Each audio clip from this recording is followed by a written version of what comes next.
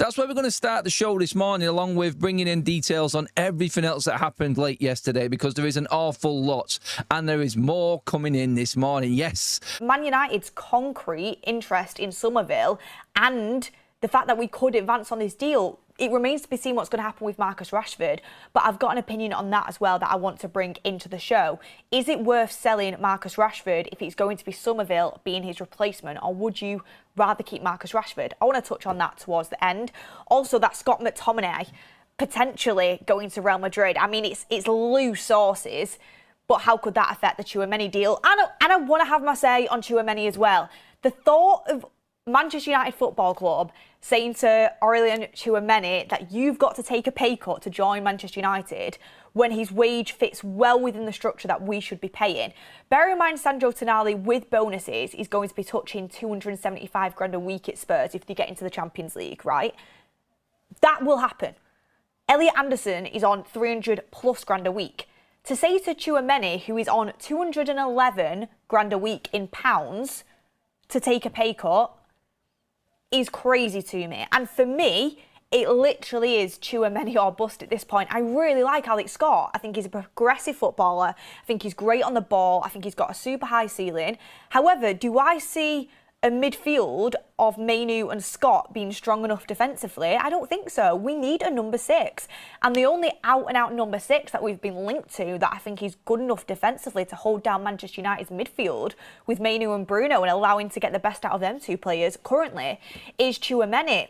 United are going to have to do this deal. How we do it financially, let's see. What I will say on that is there's never been anything said, which I've noted, I've made a mental note of it. There's never been anything said around Tchouaméni's price tag, that the price tag is too high. The 70 to 80 million pound price tag is not too high for Manchester United. We have got that money and we are willing to spend it. We were going to spend it on Fernandes. We were willing to spend 80 million pounds on Elliot Anderson. We would be willing to spend 80 million pounds transfer fee on Tchouaméni. That isn't a problem.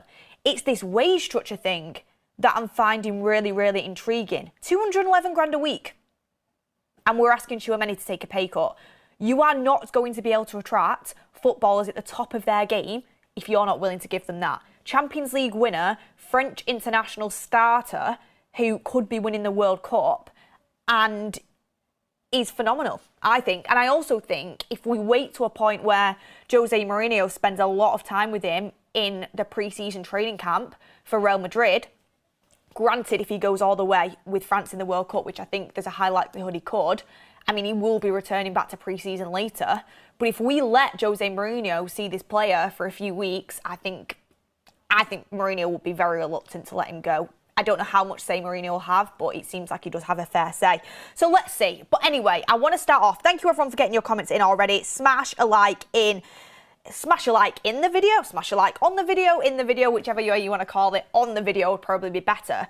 But let's go through this list. Midfielders named in the Athletics deal sheet. So this is the deal sheet that came out this morning, and these were the midfielders named on Manchester United's shortlist. And they are Andre Santos, Aurélien Tchouaméni, Alex Scott, Felix Mnecha, Tyler Adams and Sander Berge. So I'll go through whether I'd want either one of them players.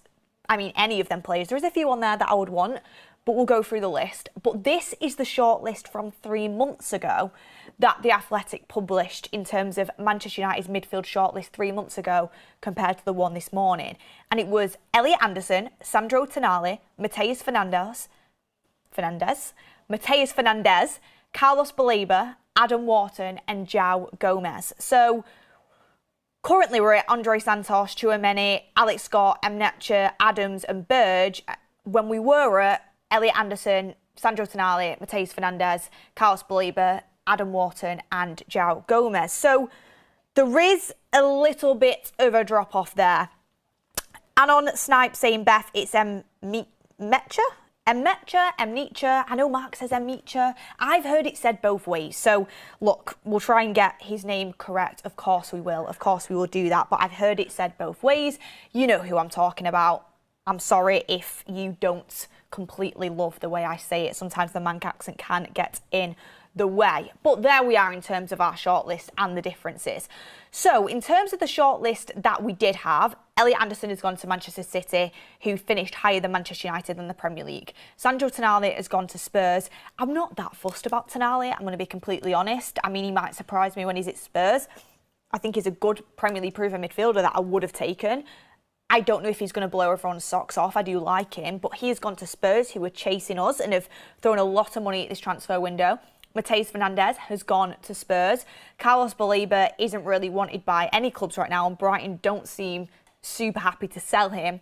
Adam Wharton, not much interest in him thus far in the transfer window, and João Gomez was going to go to Atletico Madrid. So that's where we're at with Manchester United's previous shortlist. In terms of the shortlist we've got now, and who I would take and who I wouldn't take. So let's start off with the first name that was put into the deal sheet, and you guys get your comments in on this as well. And I'm going to start off with Andre Santos. Now, I went into detail about Andre Santos on yesterday's 2 p.m. show, so I'm not going to go into massive amounts of detail surrounding the player, the pros and cons of the player, because I spoke about it on yesterday's show, and we've got a lot of players to get through on this one. But would I take Andre Santos? Yes, no, maybe. And for this one, it would be maybe. Young, aggressive, technically good, and he came off an outstanding loan at Strasbourg. Didn't really hit the ground running with Chelsea when he came back. He's had Caicedo in front of him in that team. I mean, I've seen Chelsea fans saying they'd rather sell Romeo Lavia before Andre Santos. I've seen some say it the other way around.